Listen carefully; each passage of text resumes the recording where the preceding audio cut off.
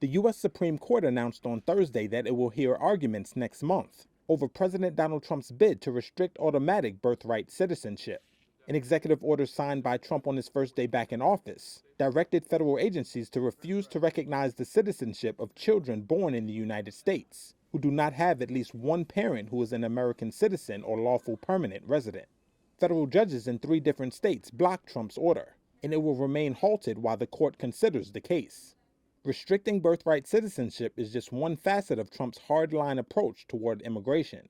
On Thursday, the Justice Department said it would appeal U.S. District Judge James Boasberg's finding that there was probable cause to hold Trump officials in criminal contempt of court for violating his order to return alleged members of a Venezuelan gang who were deported to El Salvador under an 18th century wartime law.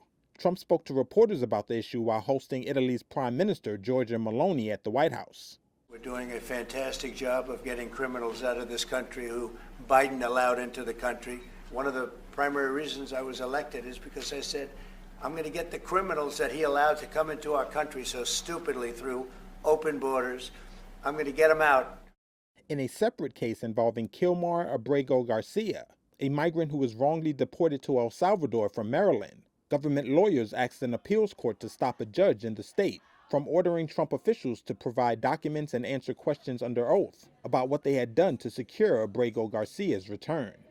I've heard many things about him, and we'll have to find out what the truth is.